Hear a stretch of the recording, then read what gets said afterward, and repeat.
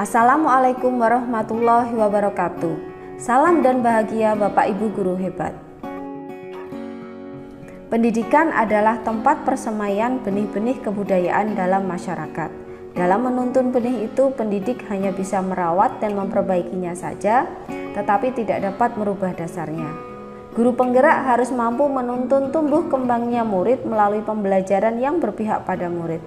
Oleh karena itu, seorang guru penggerak harus mempunyai nilai dan menjalankan perannya dengan baik, antara lain mandiri, reflektif, inovatif, kolaboratif, dan berpihak pada murid.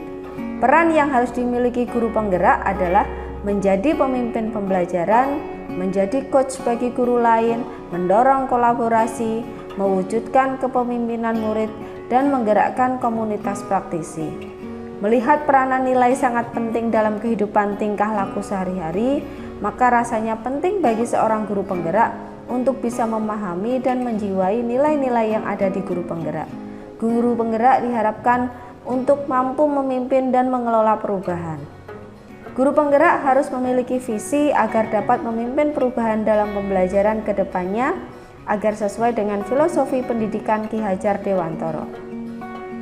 Dalam menyusun visi dan prakarsa perubahan, diperlukan langkah konkret dengan menggunakan paradigma inquiry apresiatif melalui tahapan bagja demi mewujudkan pembelajaran yang sesuai dengan filosofi pendidikan Ki Hajar Dewantara dan menanamkan karakter profil pelajar Pancasila. Visi tersebut dapat terwujud jika terdapat kerjasama dengan semua stakeholder yang ada di sekolah. Tujuan dibuatnya sebuah visi prakarsa perubahan adalah agar anak merasakan merdeka dalam belajar.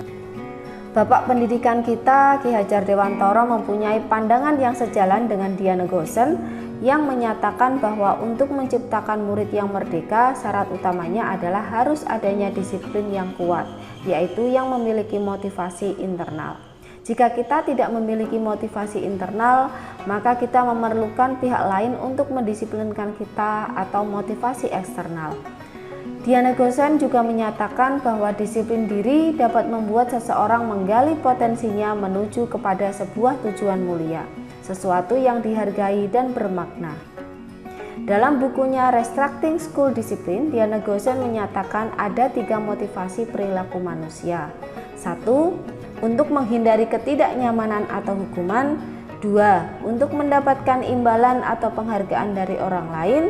3. Untuk menjadi orang yang mereka inginkan dan menghargai diri sendiri dengan nilai-nilai yang mereka percaya. Manusia melakukan sesuatu karena nilai-nilai yang mereka yakini dan hargai, serta karena mereka ingin menjadi orang yang melakukan nilai-nilai yang mereka yakini tersebut. Ini adalah motivasi yang akan membuat seseorang memiliki disiplin positif karena motivasi berperilakunya bersifat internal. Dengan kata lain, disiplin sebagai bentuk kontrol diri agar dapat mencapai suatu tujuan mulia yang mengacu pada nilai-nilai mulia yang dianut seseorang.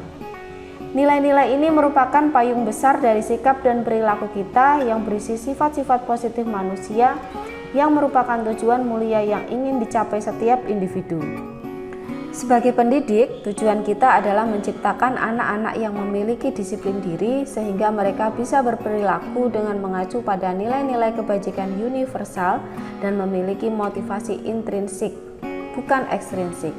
Nilai-nilai kebajikan yang dimiliki murid adalah nilai-nilai kebajikan yang ada di dalam profil pelajar Pancasila. Dalam membangun disiplin positif itu, murid membutuhkan motivasi internal atau intrinsik dari dalam dirinya untuk tergerak menumbuhkan keyakinan dalam membangun disiplin positif.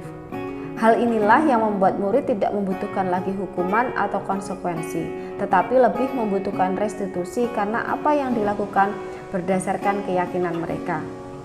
Disiplin diri bisa ditumbuhkan melalui kesepakatan atau keyakinan kelas yang dibuat bersama guru dan murid melalui segitiga restitusi. Restitusi adalah proses menciptakan kondisi bagi murid untuk memperbaiki kesalahan mereka sehingga mereka bisa kembali pada kelompok mereka dengan karakter yang lebih kuat. Restitusi juga merupakan proses kolaboratif yang mengajarkan murid untuk mencari solusi atas masalah mereka dan membantu murid berpikir tentang orang seperti apa yang mereka inginkan dan bagaimana mereka harus memperlakukan orang lain. Restitusi membantu murid menjadi lebih memiliki tujuan, disiplin positif, dan memulihkan dirinya setelah berbuat salah. Penekanannya bukanlah pada bagaimana berperilaku untuk menyenangkan orang lain atau menghindari ketidaknyamanan, namun tujuannya adalah menjadi orang yang menghargai nilai-nilai kebajikan yang mereka percayai. Melalui pendekatan restitusi, ketika murid berbuat salah, guru akan menanggapi dengan mengajak murid berefleksi tentang apa yang dapat mereka lakukan untuk memperbaiki kesalahan mereka, sehingga mereka menjadi pribadi yang lebih baik dan menghargai dirinya. Diana Gosen dalam bukunya Restitution mengemukakan bahwa guru perlu meninjau kembali penerapan disiplin di dalam ruang kelas mereka selama ini. Melalui serangkaian riset dan berdasarkan pada teori kontrol Dr. William Glasser, Gosen berkesimpulan ada 5 posisi kontrol yang diterapkan seorang guru atau orang tua ataupun atasan dalam melakukan kontrol. Kelima posisi kontrol tersebut adalah 1. Penghukum, 2. Pembuat merasa bersalah yang akan menggunakan keheningan yang membuat orang lain merasa tidak nyaman, bersalah, atau rendah diri. Di posisi ini murid akan memiliki penilaian diri yang buruk tentang diri mereka. Murid merasa tidak berharga dan telah mengecewakan orang-orang yang disayangi. 3. Teman. Guru pada posisi ini tidak akan menyakiti murid, namun akan tetap berupaya mengontrol murid melalui persuasi. 4. Pemantau. Memantau berarti mengawasi. Dengan menggunakan sanksi atau konsekuensi, kita dapat memisahkan hubungan pribadi kita dengan murid sebagai seseorang yang menjalankan posisi pemantau. 5. Manajer. Posisi manajer adalah posisi di mana guru berbuat sesuatu bersama dengan murid, mempersilakan murid mempertanggungjawabkan perilakunya, mendukung murid agar dapat menemukan solusi atas permasalahannya sendiri. Di manajer, murid diajak untuk menganalisis kebutuhan dirinya maupun kebutuhan orang lain. Di sini penekanannya bukanlah pada kemampuan membuat konsekuensi, namun dapat berkolaborasi dengan murid bagaimana memperbaiki kesalahan yang ada. Tugas seorang manajer bukan untuk mengatur perilaku seseorang. Kita membimbing murid untuk dapat mengatur dirinya. Dengan memposisikan kita sebagai manajer, kita dapat menanamkan disiplin positif dan nilai-nilai kebajikan yang dibuat melalui keyakinan kelas. Nilai-nilai kebajikan menekankan pada keyakinan seseorang akan lebih memotivasi seseorang dari dalam. Seseorang akan lebih tergerak dan bersemangat untuk menjalankan keyakinannya daripada hanya mengikuti serangkaian peraturan tertulis tanpa makna. Murid-murid pun demikian. Mereka perlu mendengarkan dan memahami arti sesungguhnya tentang peraturan yang diberikan, apa nilai kebajikan di balik peraturan tersebut, sehingga tidak hanya sekedar mengikuti serangkaian peraturan yang mengatur mereka tanpa memahami tujuan mulianya. Untuk menumbuhkan disiplin positif dan nilai-nilai kebajikan dalam keyakinan kelas, maka guru memerlukan program restitusi. Diana Gosen dalam bukunya Restitution telah merancang sebuah tahapan untuk memudahkan para guru dan orang tua dalam melakukan proses untuk menyiapkan anaknya untuk melakukan restitusi yang bernama segitiga restitusi atau restitution triangle. 3 tahapan dalam segitiga restitusi adalah 1. Menstabilkan identitas. Keadaan ini bertujuan agar anak yang melanggar peraturan menjadi reflektif dengan cara kita meyakinkan dia. 2. Validasi tindakan yang salah. Seorang guru yang memahami teori kontrol pasti akan mengubah pandangannya dari teori stimulus respons ke cara berpikir proaktif yang mengenali tujuan dari setiap tindakan. 3. Menanyakan keyakinan. Penting untuk menanyakan ke anak kehidupan seperti apa nantinya yang mereka inginkan. Apakah kamu ingin menjadi orang yang sukses, bertanggung jawab, atau bisa dipercaya? Kebanyakan anak akan mengatakan iya, tapi mereka tidak tahu bagaimana caranya menjadi orang seperti itu. Guru dapat membantu dengan bertanya seperti apa jika mereka menjadi orang seperti itu. Ketika anak sudah mendapatkan gambaran yang jelas tentang orang seperti apa yang mereka inginkan, guru dapat membantu anak tetap fokus pada gambaran tersebut. Dengan membangun budaya disiplin positif melalui tahapan dalam segitiga restitusi, Diharapkan guru dapat menuntun siswa dalam belajar dengan segala kekuatan kodrat alam dan kodrat zamannya untuk mendapatkan kebahagiaan dan keselamatan setinggi-tingginya. Melalui peran posisi kontrol kita sebagai manajer, kita dapat menerapkan filosofi pendidikan Ki Hajar Dewantara dalam pembelajaran sehari-hari dengan menganut sistem among, yakni ing ngarsa song tulodo, ing madya mangun karsa, dan tutwuri handayani.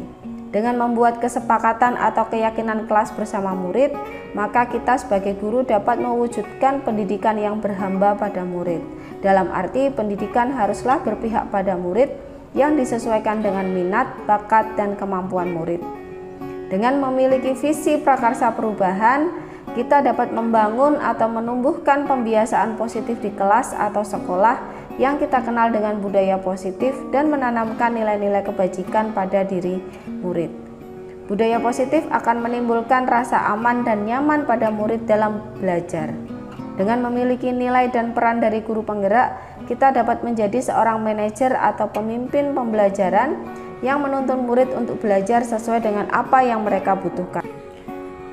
Sejauh mana pemahaman tentang konsep yang dipelajari di modul 1.4 ini adalah bahwa ternyata disiplin positif dapat dibangun dengan adanya motivasi internal dan kebutuhan dasar siswa sendiri, dengan cara kita sebagai guru juga dapat memberikan motivasi eksternal dan dapat mengontrol posisi sebagai seorang manajer dalam menyelesaikan permasalahan-permasalahan yang ada di dalam pembelajaran melalui segitiga restitusi untuk menanamkan nilai-nilai kebajikan melalui kesepakatan atau keyakinan kelas yang ada.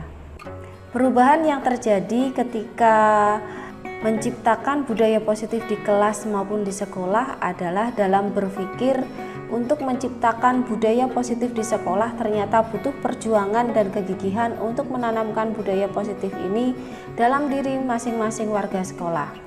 Selain itu, perubahan dalam berpikir untuk menyelesaikan masalah pembelajaran siswa ternyata memang lebih efektif dengan menggunakan segitiga restitusi untuk menciptakan budaya positif di kelas maupun di sekolah.